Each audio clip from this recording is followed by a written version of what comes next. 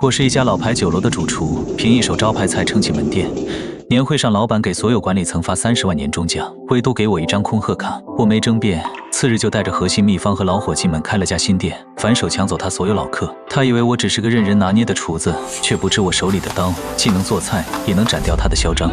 鼎盛楼的年会就办在自家最大的包厢里。老板赵富贵穿着一身不合身的西装，头发梳得油亮，手里攥着厚厚的红包，挨个给管理层发。前厅经理、采购主管，甚至连他刚毕业的侄子都拿到了沉甸甸的红包，个个喜笑颜开。轮到我时，他顿了顿，递过来一个薄薄的信封，拍着我的肩膀，对着满屋子人笑。我拆开看了一眼，里面只有一张贺卡，没有1分钱。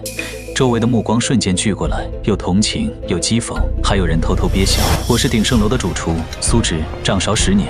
店里的招牌菜古法烧鱼、秘制酱肘全是我一手研发的。鼎盛楼能从一家小馆子做成本地老字号，靠的不是赵富贵的经营，而是我手里的秘方和日复一日的手艺。我没说话，接过信封，随手塞进围裙口袋，脸上没什么表情。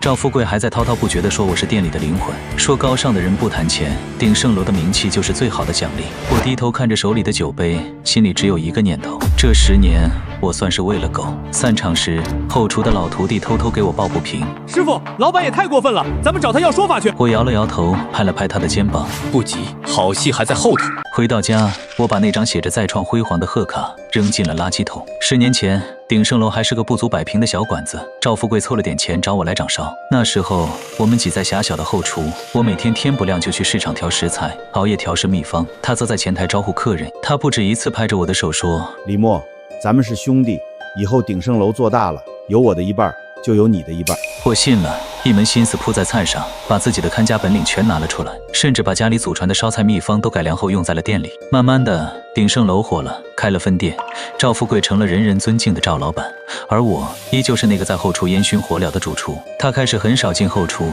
见了我也从李默变成了李厨，语气里的客气藏着疏离。我不在乎名分，也不在乎他越来越膨胀的虚荣心，只想着把菜做好，拿到应得的报酬。可我没想到他会用这种方式羞辱我。30万对如今的鼎盛楼来说不过是一桌高端宴席的钱，对我来说是10年付出的认可，是尊严。他当着所有人的面把我塑造成一个不食人间烟火的厨子，仿佛我就该无偿为他卖命。我拿出手机，翻出一个许久未联系的号码，那是曾经想挖我去开新店的投资人。电话接通的瞬间，我语气低沉克制，带着几分小心翼翼，却又暗藏坚定。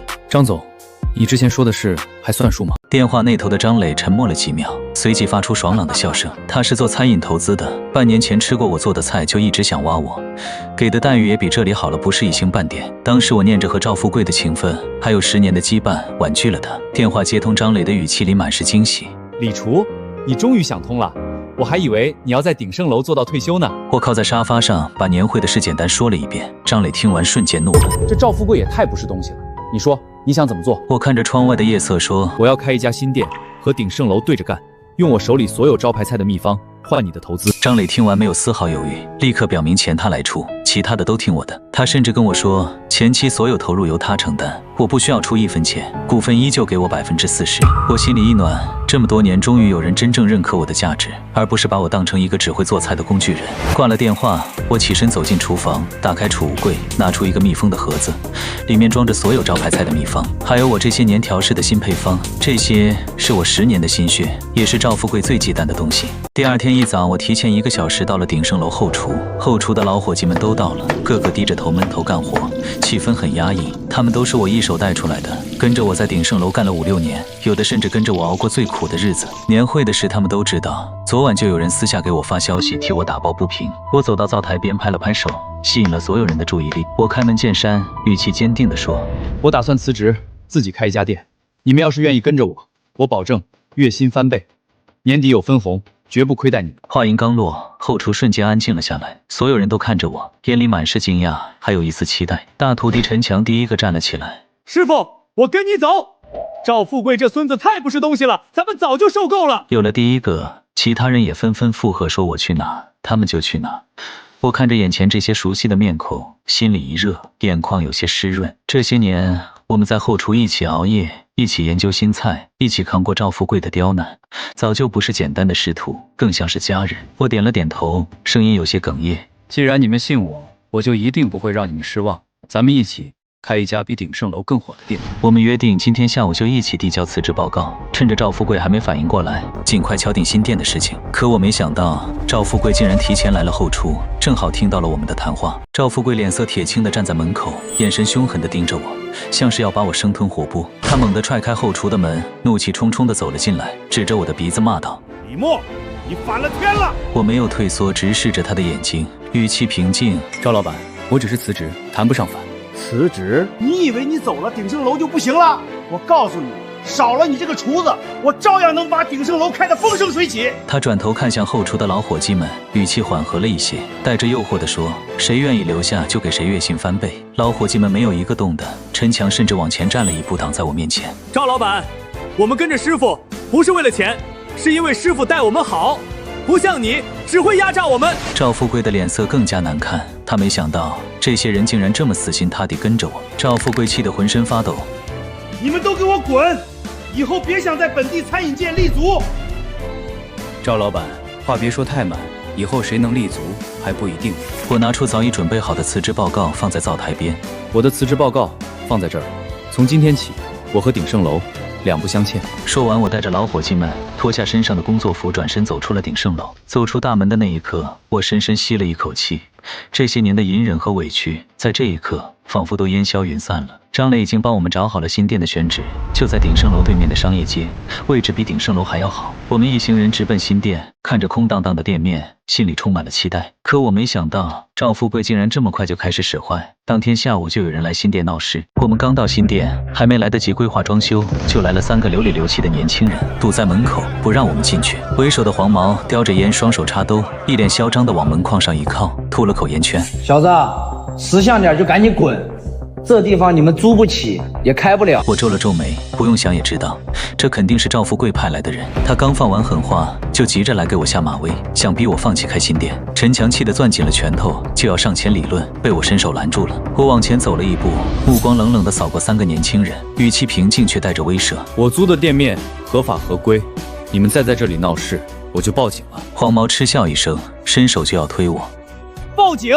老子今天就耗在这儿，看你能奈我何！我侧身躲开他的手，顺势按住他的手腕，刚稍微用了点力，黄毛就疼得龇牙咧嘴，脸色发白，嘴里的嚣张劲儿瞬间没了。我常年在后厨掌勺颠勺的力气可不是白练的，对付这几个游手好闲的小混混绰绰有余。另外2个年轻人见状想上前帮忙，却被后厨的老伙计们围了起来，个个眼神凶狠，他们顿时不敢动了。黄毛疼得直求饶，我松开手，冷冷地让他滚回去，告诉赵富贵别玩这些下三滥的手段。3个年轻人连滚带爬地跑了。看着他们狼狈的背影，陈强忍不住笑道：“师傅，还是你厉害。”这只是开始，赵富贵绝不会就这么善罢甘休，他接下来肯定还会耍更阴的手段。我们走进新店，开始规划装修布局，后厨要宽敞明亮，灶台要按我们平时的操作习惯摆放，前厅要简洁大气，让客人吃得舒心。张磊办事很利落，当天就联系好了装修队，第2天一早就进场施工。我们几个则分工明确，陈强带着几个伙计去市场挑食材，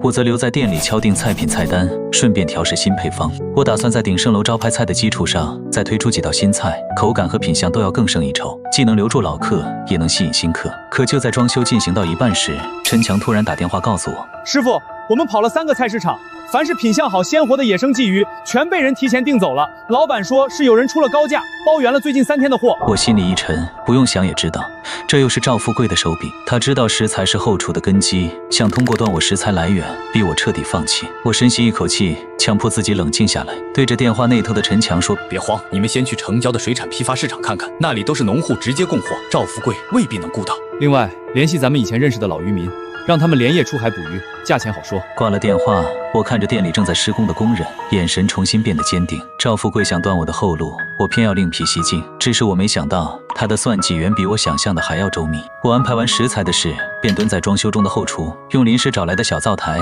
调试新研发的秘制酱鸭配方。这道菜是在秘制酱肘的基础上改良的，肉质更嫩，酱香更浓，打算作为新店的另一道招牌。没过多久，陈强再次打来了电话：“师傅，城郊水产市场也被人包圆了，连老渔夫那边也说有人提前找他们，把最近1周的野生鲫鱼全订了。”我手里的勺子顿了一下，心里的寒意又重了几分。他这是在逼我低头认输，可他偏偏忘了，兔子被逼急了也会咬人。老伙计们脸色都变了，有人忍不住叹气说：“赵富贵也太狠了，这是不让咱们活。”我放下勺子，擦了擦手，语气依旧平静，却带着不容置疑的底气。他想断我的食材，却断不了我的手艺。野生鲫鱼没有，咱们就换食材。我就不信，凭着我的手艺，还做不出比古法烧鱼更受欢迎的菜。我脑海里瞬间浮现出另一种淡水鱼——江团，肉质比鲫鱼更细嫩，刺少味鲜，用来做烧鱼，口感只会更胜一筹。只是这鱼价格稍高，赵富贵大概率不会想到我会用它来替代鲫鱼。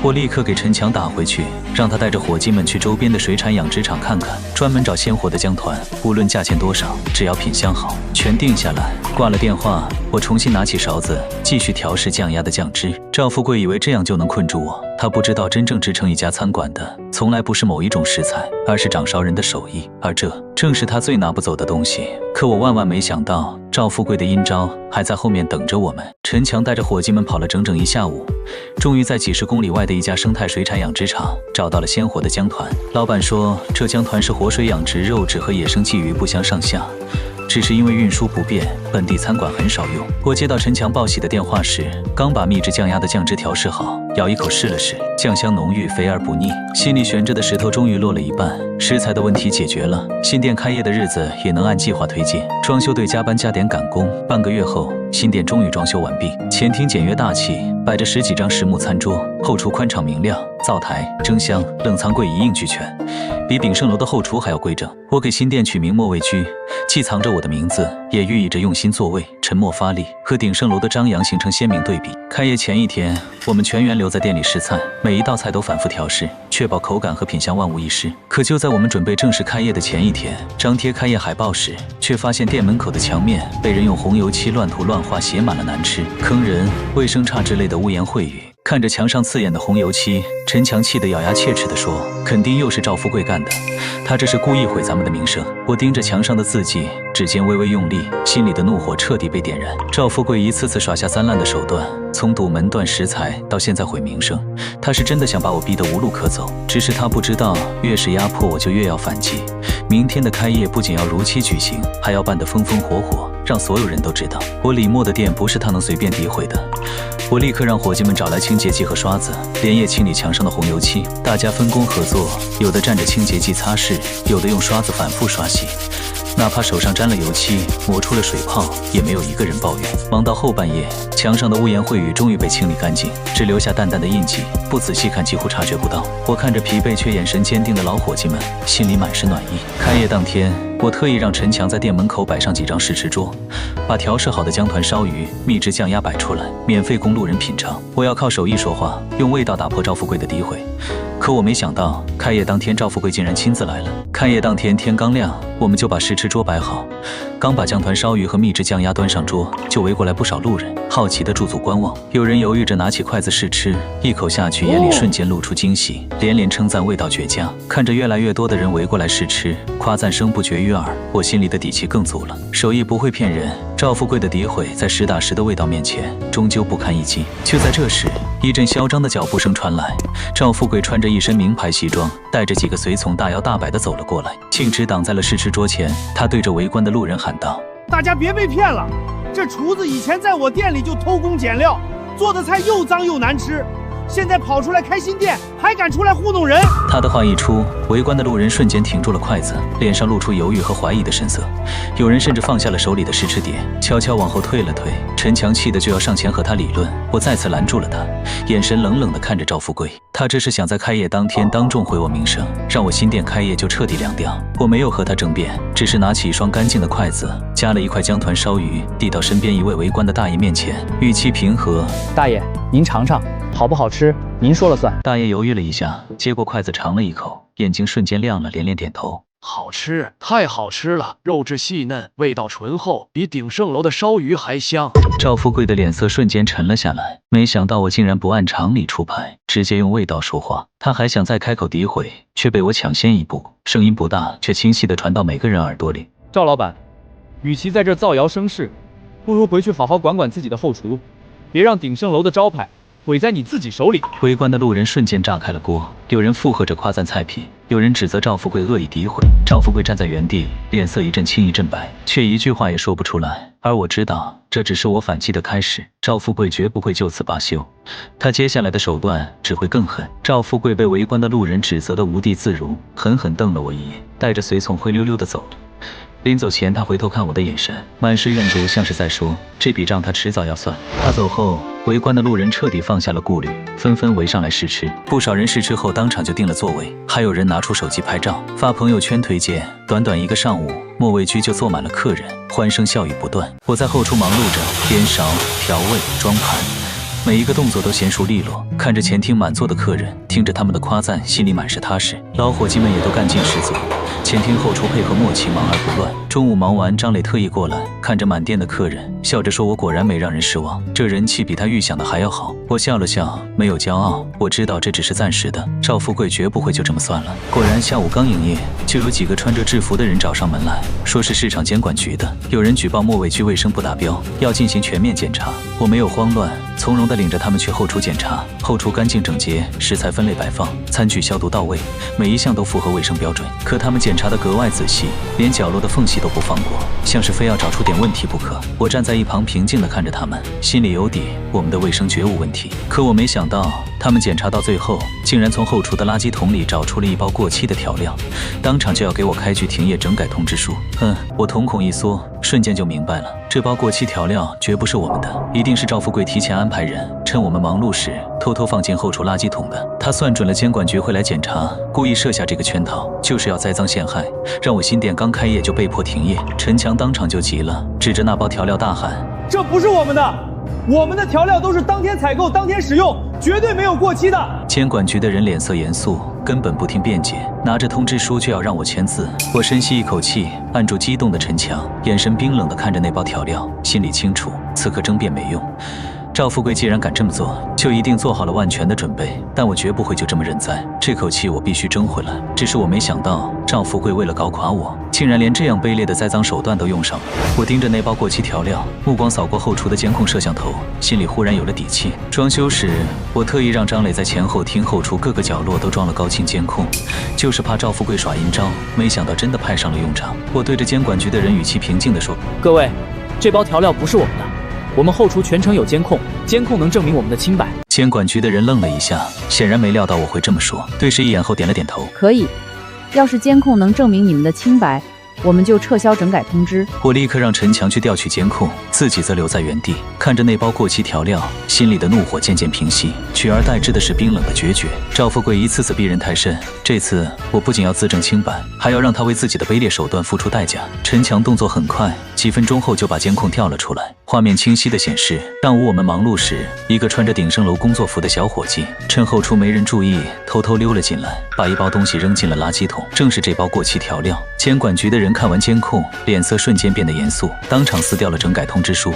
还一个劲地向我道歉，说不该轻信举报，没有核实就妄下结论。我摆了摆手，没有过多计较。监管局的人走后，后厨的老伙计们终于松了口气。陈强拍着胸口说：“还好我有先见之明，不然这次真的跳进黄河也洗不清了。”我笑了笑，赵富贵栽赃不成，只会变本加厉。他手里还有鼎盛楼这个老招牌，还有不少老客，肯定会从客源上动手脚，这才是最致命的。果然，当天晚上我就收到了几个老熟客的消息，说鼎盛楼推出了消费满减活动，满200减50，满500减150，还送免费的招牌小菜。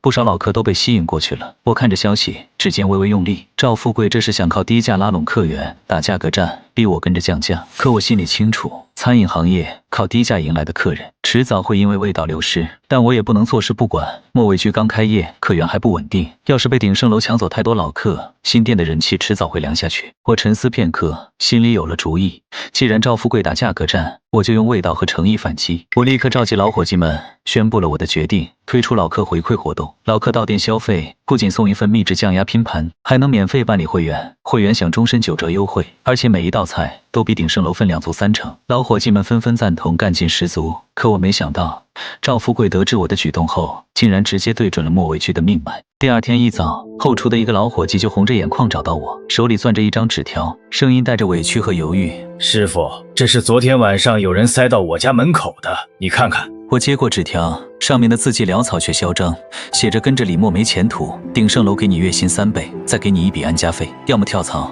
要么让你在本地餐饮界彻底混不下去。我心里一沉，果然是赵富贵的手笔。他知道老伙计们是我最坚实的后盾，是莫卫居能正常运转的根基，所以就想用钱收买，用威胁逼迫他们离开，断我的左膀右臂。没等我开口，又有2个老伙计陆续找了过来，手里都拿着一模一样的纸条，神色都有些为难。他们家里大多有老人孩子要养3倍月薪的诱惑，再加上赵富贵的威胁，确实让人难以抉择。陈强得知后气得火冒三丈，师傅，赵富贵太卑鄙了，他打不过咱们就开始挖咱们的人，我去跟他理论。我按住他，心里清楚，此刻愤怒没用，赵富贵就是想逼我乱了阵脚。我召集所有老伙计们聚到一起，没有指责，也没有劝说，只是平静地看着他们。我知道大家都有难处，赵富贵给的条件很诱人，我不拦着你们，跟着我。我不敢保证能给你们3倍月薪，但我能保证，以后莫卫军做大了，你们都是店里的功臣，有股份，有分红。我李默说到做到。老伙计们，你看看我，我看看你，没有人说话，可我能从他们的眼神里看到犹豫和挣扎。我知道这是莫卫军面临的又一场考验，而这场考验关乎着我们所有人的未来。沉默持续了许久，最先开口的是跟着我最久的老伙计老王，他擦了擦眼角跟我说他不走，说当年他家里出事是我帮他垫了医药费，这份情他会记一辈子。他的话像一颗定心丸，瞬间打破了沉默。其他老伙计也纷纷抬起头，眼神里的犹豫渐渐褪去，取而代之的是坚定。我当即拿出手机给张磊打了个电话，把赵富贵收买老伙计们的事说了一遍，顺带提了一句担心他接下来会有更出格的举动。张磊听完语气也沉了下来，赵富贵这是急疯了，什么下三滥的手段都敢用。你放心，我已经让人去盯着鼎盛楼了，只要他有动作，咱们第一时间就能知道。挂了电话，我看着老伙计们心里愈发坚定，有他们在，莫卫居就有根基。哪怕赵富贵手段再狠，我也有底气和他抗衡到底。接下来的几天，莫卫居的生意越来越红火，每天都座无虚席，不少客人都是冲着姜团烧鱼和秘制酱鸭来的，还有很多鼎盛楼的老客也悄悄转投了我们这边。我每天依旧在后厨忙碌，一边把控菜品质量，一边调试新菜。老伙计们也都各司其职，前厅后厨井然有序，每个人脸上都带着干劲。可就在我们以为能安稳一阵子的时候，陈强突然慌慌张张地跑进后厨，手里拿着一份菜单。师傅，不好了，你看鼎盛楼推出的新菜单。我放下手里的勺子，接过菜单一看，瞬间皱紧了眉头。菜单上赫然出现了姜团烧鱼、秘制酱鸭2道菜，名字和我们莫卫居的一模一样，甚至配图都刻意模仿我们的摆盘。不用想也知道，赵富贵是找人仿做我们的招牌菜，想靠着低价和老招牌的名气抢走我们的客人。他没能挖走我的人，没能毁了我的名声，就开始偷我的菜谱，仿我的手艺。我冷笑一声，把菜单扔在灶台上。赵富贵终究是不懂，做菜从来不是照猫画虎。我的姜团烧鱼要经过3道取腥工序，秘制酱鸭的酱汁要慢炖4个小时，里面的香料配比更是我10年摸索出来的。他找人仿做，顶多只能仿个外形，根本做不出精髓。我转头看向身边的陈强，他想仿就让他仿，咱们明天就推出限量版的招牌菜，用更地道的手艺，让客人分清什么是正品，什么是赝品。我心里清楚，这又是一场较量，而这次我要让赵富贵明白，有些东西不是他想偷就能偷走的，比如我手里的手艺，比如客人对莫卫居的认可。当天晚上我就留在后厨，连夜调试限量版招牌菜的配方。姜团烧鱼我额外加了一味陈年黄酒去腥提鲜，还特意选用3斤左右的姜团，肉质口感最佳。秘制酱鸭则延长了慢炖时间，加入了少量蜂蜜提味，色泽更亮，酱香更醇厚。我还特意给这2道限量菜取了新名字，既区别于鼎盛楼的仿菜，也能凸显我们的手艺底蕴。我定了规矩，每天每道菜只限量供应20份，先到先得，既能保证菜品口感，也能勾起客人的期待。消息传得很快，第2天一早就有不少老客特意早早赶来，就为了尝一尝这限量版的招牌菜。莫卫居刚开门就排起了长队。与此同时，鼎盛楼那边也热闹起来，他们学着我们的样子，也摆起了试吃桌，主推仿做的姜团烧鱼和秘制酱鸭，还打着低价的旗号吸引路人尝试。有几个犹豫不定的客人抱着试试看的心态去鼎盛楼试吃后，又转头回到了我们店门口排队。我在后厨忙碌时，听到前厅有客人议论，说鼎盛楼的仿菜味道寡淡，姜团没有去腥干净，酱鸭也没有酱香，和我们莫卫居的差远了。听到这些话，我心里没有丝毫得意，只有一种理所当然的踏实。可我没想到，赵富贵得知仿菜不如我们的正宗，不仅没有收敛，反而又想出了一个更卑劣的招数。直接对准了我们的客人。我在后厨早已察觉到了鼎盛楼的小动作，特意让陈强留意那些形迹可疑的客人。有一次，一个穿着普通、眼神却总往后厨瞟的年轻人，趁服务员不注意，偷偷溜到后厨门口，踮着脚往里张望，还拿出手机偷偷拍照，被陈强当场抓了个正着。陈强把人带到我面前，那年轻人脸色发白，支支吾吾说不出话。最后才承认自己是鼎盛楼的后厨学徒，是赵富贵让他来偷学配方的。我没有为难他，只是让他回去告诉赵富贵，手艺是靠10年如一日的打磨得来的，不是靠偷就能拥有的。可赵富贵像是走火入魔一般，根本听不进去。他的低价策略确实吸引了一部分图便宜的客人，莫味居的客流量偶尔也会受到一些影响。有几个老伙计着急，劝我也跟着降价，跟赵富贵硬拼。我摇了摇头，坚决不同意。我告诉他们，咱们做餐饮靠的是味道和良心，要是为了打价格战偷工减料降低品质，最终只会砸了莫味居的招牌，得不偿失。我不仅没有降价，反而又推出了一道新菜——葱烧海参，选用上等的辽参，慢火慢炖，入味十足。定价虽不低，却凭着绝佳的口感，一经推出就深受客人喜爱。可我没想到，赵富贵没再偷偷摸摸耍阴招，反而来了一招鱼死网破。那天下午，莫味居正忙着，突然有几个客人捂着肚子，脸色惨白的喊着肚子疼，声称吃了我们的葱烧海参后就不舒服，还当场要求我们赔偿，闹得整个店里人心惶惶。陈强立刻上前安抚，我却一眼就看出了不对劲。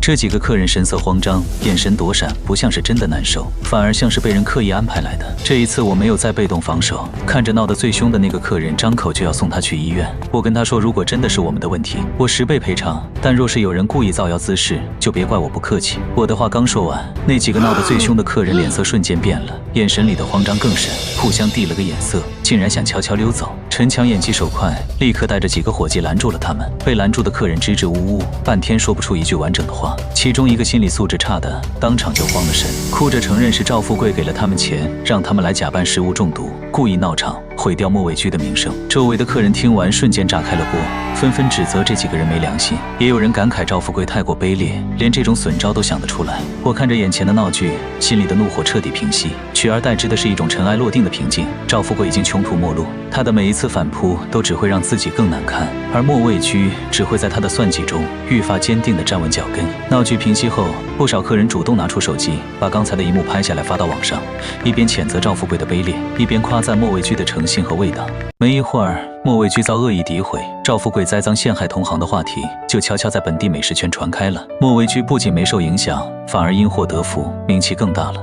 每天来排队的客人比之前还要多。我看着前厅满座的客人，又看了看身边干劲十足的老伙计们，心里清楚，赵富贵的穷途末路已经不远了。但我也知道，被逼到绝境的疯狗最容易做出不计后果的事。这最后一战，我必须稳操胜券，彻底斩断赵富贵的所有念想。果然，没过2天，我就收到了张磊的消息，说赵富贵召集了鼎盛楼所有的管理层，似乎在密谋着什么，语气里满是急切，让我务必多加防备。我知道他手里已经没了底牌，剩下的只会是不计后果的疯狂。我召集老伙计们，再次强调了菜品质量和店内安保，叮嘱大家凡事多留个心眼。同时，我也做了最坏的打算，无论赵富贵使出什么手段，我都会陪着莫味居，陪着这些信任我的老伙计并肩作战，直到彻底终结这场纷争，让每一份手艺都得到尊重，让每一份付出都有回响。我让张磊加派人手，密切盯着鼎盛楼的一举一动，任何风吹草动都要第一时间告知我。与此同时，我也没放松对莫味居的把控，每天天不亮就去后厨检查食材，亲自掌勺把控每一道菜的口感。老伙计们也都打起12分精神，前厅服务、后厨操作都一丝不苟。赵富贵的密谋就像悬在我们头顶的一把刀，不知道何时会落下，但我们早已做好准备，用手艺和良心会让我们彻底赢得这场较量。张磊的人盯得紧，没过1天就传来了确切消息，赵富贵打算让人趁着深夜偷偷派人破坏莫味居的后厨，毁掉我们的食材和厨具，让我们彻底无法营业。得知消息的那一刻，我没有丝毫慌乱，反而松了口气。我早就料到他会走到这一步，极端的手段恰恰证明了他的绝望。我立刻和老伙计们张磊商量对策，布下了天罗地网，等着赵富贵自投罗网。这一次，我不会再给他任何翻身的机会，要让他为自己这些日子的卑劣行径付出最惨痛的代价，也要让所有人都知道，手艺不容践踏，诚信不容诋毁。我们分工明确，防备在店里的各个角落，防备有人闯进来破坏。只是我依旧守在后厨，没有停下手里的活，一边打理着第二天要用的食材，一边等着赵富贵的人上门。我要让他亲眼看着他费尽心机的算计，终究会竹篮打水一场空。他践踏的手艺和诚信，终将成为压垮他自己的最后一根稻草。夜色渐深，末尾居的灯光依旧明亮，每一处角落都藏着我们的防备，也藏着我们必胜的底气。这场终极较量即将在深夜拉开序幕。约莫凌晨1点，远处传来几声微弱的脚步声，同时伴随着压低的交谈。几道黑影鬼鬼祟祟地绕到莫尾居后门，手里还拎着木棍和麻袋。不用看也知道，这群人不安好心。他们试探着推了推后门，见门没锁，立刻鱼贯而入，脚步仓促，生怕被人发现。守在前厅的老伙计们屏住呼吸，悄悄按下了藏在身上的对讲机，给张磊的人手发去信号。而我目光平静地望着后厨门口，手里紧紧握着那把跟了我10年的锅铲。黑影们刚冲进前厅，还没来得及摸到后厨的门，就被人团团围住。没有多余的交谈，双方立刻扭打在一起。木棍碰撞的脆响，呵斥声打破了深夜的寂静。没一会儿，门口传来一阵急促的刹车声，一道熟悉的身影带着几个随从，怒气冲冲地闯了进来。正是赵富贵，他显然是收到了手下失手的消息，亲自赶了过来。此刻他头发凌乱，西装皱巴巴的，哪里还有半分往日的老板模样，眼里满是疯狂和不甘。看到被制服的手下，又看了看站在后厨门口的我，当场就红了眼，嘶吼着朝我冲了过来。李默，我跟你拼了！只是他还没靠近我，就被人压制住。我看着他那双满是疯狂的双眼，告诉他：赵富贵，游戏结束了，你输的从来不是手艺，不是客源，是良心，是做人的底线。赵富贵被按在地上，依旧挣扎着嘶吼，眼神里的疯狂渐渐被绝望取代。周围的动静惊动了附近的巡逻民警，张磊早已提前报了警。民警赶到后，当场核实了情况，将赵富贵和他那几个被制服的手下一并带走，追究他们故意寻衅滋事，意图破坏他人财物的责任。看着赵富贵被民警押走时狼狈的背影，我心里没有丝毫快意，只有一种尘埃落定的释然。这场纠缠已久的较量，终于以他的彻底失败画上了句号。我陈强拍着我的肩膀，声音哽咽：“师傅，我们赢了！”我点了点头，望向窗外，天已经蒙蒙亮，晨光透过窗户洒进后厨，照亮了干净的灶台，也照亮了莫尾居充满希望的明天。